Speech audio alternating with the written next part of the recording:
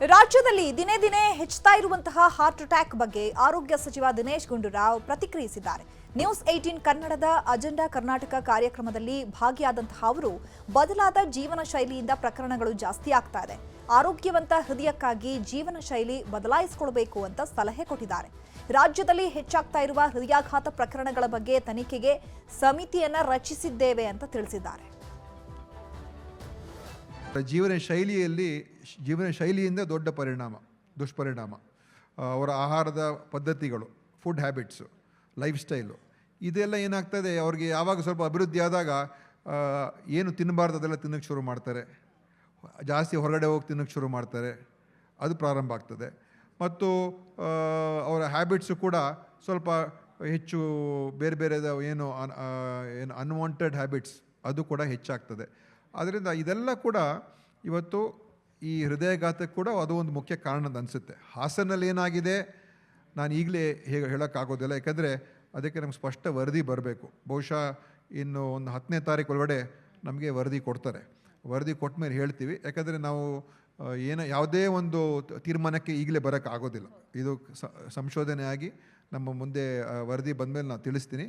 ಆದರೆ ಇದಂತೂ ಇದು ಎಸ್ಟಾಬ್ಲಿಷ್ ಆಗಿರುವಂಥ ಒಂದು ಫ್ಯಾಕ್ಟ್. ಇದು ಅಂದರೆ ನಮ್ಮ ಜೀವನ ಶೈಲಿಯಿಂದ ಒತ್ತಡದ ಜೀವನ, ಚಿಕ್ಕ ವಯಸ್ಸಿಗೆ ಮಧುಮೇಹ ಬರುವಂಥದ್ದು, ಚಿಕ್ಕ ವಯಸ್ಸಿಗೆ ರಕ್ತ ಒತ್ತಡ ಬರುವಂಥದ್ದು, ಇದೆಲ್ಲ ನಮ್ಮ ಯುವಕರಿಗೆ ಆಗ್ತಾಯಿದೆ. ಸ್ಟ್ರೆಸ್ಫುಲ್ ಲೈಫ್ ಬೇರೆ, ಮತ್ತು ಈ ಡಿಜಿಟಲ್ ಅಡಿಕ್ಷನ್ನು, ಓಡಾಟ ಕಮ್ಮಿ, ಕೂತ್ಕೊಂಡೇ ಇರೋದು, ಸ್ಕ್ರೀನನ್ನೇ ನೋಡ್ತಾನೇ ಇರೋದು, ಇದು ಚಿಕ್ಕ ವಯಸ್ಸಿಂದನೇ ಬಂದುಬಿಡ್ತಾ ಇದೆ ಈಗ. ಆದ್ದರಿಂದ ಇದೆಲ್ಲ ಕೂಡ ನಮ್ಮ ಹೆಲ್ತ್ ಮೇಲೆ ಎಫೆಕ್ಟ್ ಆಗ್ತಾಯಿದೆ. ಅದನ್ನು ನಾವು ಖಂಡಿತವಾಗಿಯೂ ಅವರಿಗೆ ನಾವು ಎಜುಕೇಟ್ ಮಾಡಬೇಕು. ಸುಮಾರು 82-83 ಆಸ್ಪತ್ರೆಗಳಲ್ಲಿ, ನಮ್ಮಲ್ಲಿ ತಾಲೂಕಾ ಮತ್ತು ಜಿಲ್ಲಾ ಆಸ್ಪತ್ರೆಗಳಲ್ಲಿ ನಾವು ಮಾಡಿ ಅದರ ಮುಖಾಂತರ ಬಹಳಷ್ಟು ಜನರಿಗೆ ಇವತ್ತು ಅವರ ECG ತಗೊಂಡಾಗ ಅದರಲ್ಲಿ ಅವ್ರಿಗೆ ಯಾವ ಒಂದು ಪರಿಸ್ಥಿತಿ ಅವರ ಹೃದಯದ ಇದೆ ಅಂತ ತಿಳ್ಕೊಂಡು ಅವ್ರಿಗೆ ಅಗತ್ಯ ಏನು ಚಿಕಿತ್ಸೆ ನೀಡಬೇಕು ಅಂತ ಹೇಳಿ ಅವ್ರಿಗೆ ಸ್ಟೆಂಟ್ ಹಾಕೋಬೇಕಾ ಅಥವಾ ಮುಂದೆ ಇನ್ನೇನಾದರೂ ಸರ್ಜರಿ ಮಾಡಿಸ್ಬೇಕಾ ಅಥವಾ ಲೈಫ್ ಸ್ಟೈಲ್ ಬದಲಾವಣೆ ಮಾಡಿ. ನ್ಯೂಸ್ 18 ಕನ್ನಡದ ಅಜೆಂಡಾ ಕರ್ನಾಟಕ ಕಾರ್ಯಕ್ರಮದಲ್ಲಿ DCM DK ಶಿವಕುಮಾರ್ ಪಾಲ್ಗೊಂಡಿದ್ದಾರೆ. ನೆಟ್ವರ್ಕ್ 18 ಎಡಿಟೋರಿಯಲ್ ಅಡ್ವೈಸರ್ ಸೌತ್ನ DP ಸತೀಶ್ ಹಾಗೂ ಸಂಪಾದಕ ಹರಿಪ್ರಸಾದ್ DKಶಿ ಅವರನ್ನ ಸ್ವಾಗತ ಮಾಡಿದರು. ಕರ್ನಾಟಕದ ಅಭಿವೃದ್ಧಿ, ಮುಂದಿನ ಯೋಜನೆಗಳು, ಗ್ಯಾರಂಟಿಗಳ ಬಗ್ಗೆ DCM DK ಶಿವಕುಮಾರ್ ಮನಬಿಚ್ಚಿ ಮಾತನಾಡಿದ್ದಾರೆ.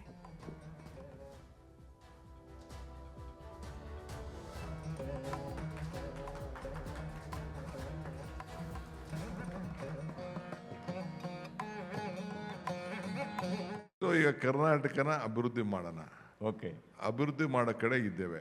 ಈಗ ಯಾಕೆ ನಾವು 5 ಗ್ಯಾರಂಟಿ ಯಾಕೆ ಕೊಟ್ಟು, ಯಾಕೆ ನಾನು ಪ್ರೆಸಿಡೆಂಟಾಗಿ ಯಾಕೆ ನಾವು ತೀರ್ಮಾನ ಮಾಡಿದೆ ಅಂದರೆ, ಬೆಲೆ ಏರಿಕೆ ತತ್ತಿಸ್ತಾ ಇದ್ರು. 400 ರೂಪಾಯಿ ಇದ್ದಿದ್ದು ಗ್ಯಾಸ್ 1000 ರೂಪಾಯಿ ಆಗೋಯ್ತು. ಪವರು ಎಲ್ಲ ಬೆಲೆ ಗಗನಕ್ಕೆ ಹೋಗ್ಬಿಡ್ತು. ಹಳ್ಳಿ ಈ ಎಣ್ಣೆ ಬೆಲೆ ಎಷ್ಟಾಗೋಯ್ತು? ಎಣ್ಣೆ ಅಂದರೆ ಕುಡಿಯೋ ಎಣ್ಣೆ ಅಲ್ಲ, ಅಡುಗೆ ಎಣ್ಣೆ. 90 ರೂಪಾಯಿ ಇದ್ದಿದ್ದು 200 ರೂಪಾಯಿ ಆಗೋಯ್ತು. ಹೌದು. ಸಿಮೆಂಟ್ ಬೆಲೆ ಒಬ್ಬ ಸಾಮಾನ್ಯ ಮನೆ 240 ಇದ್ದಿದ್ದು ಈಗ 400 ರೂಪಾಯಿ ಆಗಿದೆ. ಕಬ್ಬಣ 28,000 30,000 ರೂಪಾಯಿ ಇದ್ದಿದ್ದು 70,000 ರೂಪಾಯಿ ಆಗ್ಬಿಟ್ಟಿದೆ. So all prices has went right. Diesel ಬಿದ್ದು ಪೆಟ್ರೋಲ್ ಜಾಸ್ತಿ ಆದ ತಕ್ಷಣ ಆಟೋಮೆಟಿಕ್ ಎಲ್ಲ ಬೆಲೆ ಜಾಸ್ತಿ ಆಗ್ಬಿಡ್ತದೆ. ಸೊ ಕಾಮನ್ ಮ್ಯಾನ್ಗೆ ಹೆಲ್ಪ್ ಮಾಡಬೇಕು ಅಂತ ಈ ನಮ್ಮ ಕಾಂಗ್ರೆಸ್ ಸರ್ಕಾರ ನಾನು 5 ಗ್ಯಾರಂಟಿ ಅಂತ ಘೋಷಣೆ ಮಾಡಿದೆ. ಪವರ್, ಈಗ ನಮ್ಮ ಇಲ್ಲಿ ಬೆಸ್ಕಾಂ MD ಕೂತಿದ್ದಾರೆ.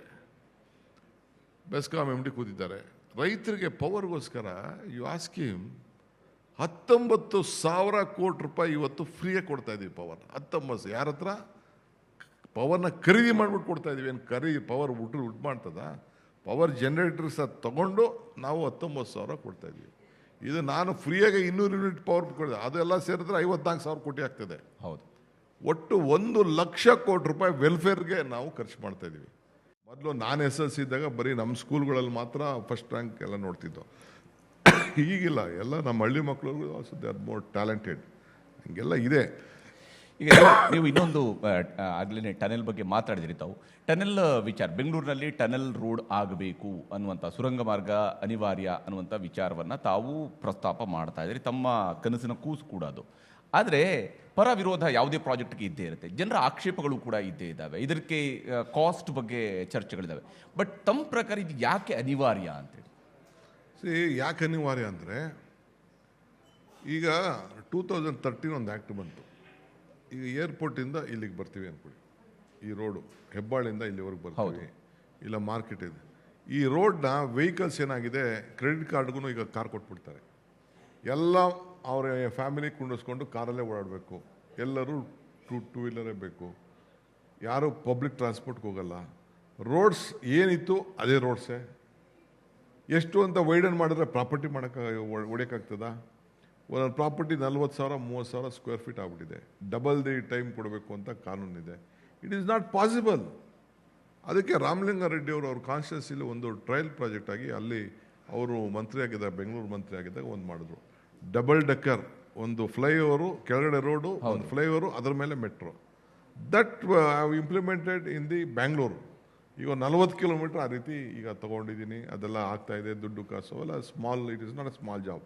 138 ಕಿಲೋಮೀಟ್ರು ಫ್ಲೈಓವರ್ ತೊಗೊಂಡಿದ್ದೀನಿ. 40 ಕಿಲೋಮೀಟ್ರ್ ಟನಲ್. ಒಂದೇ ದಿನಕ್ಕೆ ಅದು ಆಗಲ್ಲ. ಈಗೆಲ್ಲ ಟೆಂಡರ್ ಸ್ಟೇಜಸ್ ಎಲ್ಲ ಬಂದಿದೆ, ಮತ್ತೊಂದೆಲ್ಲ ಇದೆ. ಇವೆಲ್ಲ ಆಗಲಿಲ್ಲ ಅಂತಾರೆ ಬಿಕಾಸ್ ನಾವು ರೋಡ್ನ ವೈಡನ್ ಮಾಡೋಕ್ಕಾಗಲ್ಲ, ಬಿಲ್ಡಿಂಗ್ಗಳನ್ನ ಹೊಡೆದಾಕೋಕ್ಕಾಗಲ್ಲ. ಯಾರು ಬಿಲ್ಡಿಂಗ್ ಎಲ್ಲ ಕೋರ್ಟ್ಗೆ ಹೋಗ್ತಾರೆ, ಲಿಟಿಗೇಷನ್ಸ್ ಜಾಸ್ತಿ. ಅದಕ್ಕೆ ಅಂಡರ್ಗ್ರೌಂಡ್ ಹೋಗಬೇಕು ಅಂತ ತೀರ್ಮಾನ ಮಾಡಿದ್ವಿ. ಕಾಸ್ಟ್ ಜಾಸ್ತಿ ಆಗ್ತದೆ, ವಿ ಕಾಂಟ್. ಈಗ ಮೊನ್ನೆ ಹಿಂದೆ ಜಾರ್ಜ್ ಅವರು ಏನೋ ಒಂದು ಸ್ಟೀಲ್ ಬ್ರಿಡ್ಜ್ ಮಾಡ್ತೀವಿ ಅಂತ ಬಿಟ್ರು. ಸ್ಟೀಲ್ ಬ್ರಿಡ್ಜ್ ಅಂತ ಹೇಳೋದು ಏನು BJP ಎಲ್ಲ ಬಿದ್ದುಬಿಟ್ಟು ದುಡ್ಡು ಹೊಡೆದು ಬಿಟ್ಟಿದ್ದೀರಿ, ಅದು ಹೊಡೆದು ಬಿಟ್ಟು ಇದು ಹೊಡೆದು ಏನು ಗಲಾಟೆ ಮಾಡ್ಕೊಂಡು ಪಾಪ ಅವ್ರಿಗೆ ಎದುರ್ಕೊಂಡು ಸುಮ್ಮನೆ ಯಾಕಪ್ಪ ಕಾಂಪ್ಲಿಕೇಶನ್ ಅಂತ ನಿಲ್ಲಿಸ್ಬಿಟ್ರು. ಡು ಯು ನೋ, ಫ್ರಮ್ ಏನಾರು ಏರ್ಪೋರ್ಟಿಂದ ಇಲ್ಲಿಗೆ ಬರ್ಬೇಕಾದ್ರೆ 1 ಗಂಟೆ 1.5 ಗಂಟೆ ಆಗ್ತದೆ. ಬರೀ ಹೆಬ್ಬಾಳ್ ಫ್ಲೈಓವರಿಂದ ಇಲ್ಲಿಗೆ ಬರೋಕ್ಕೆ ಅರ್ಧ ಗಂಟೆ ಆಗ್ತದೆ.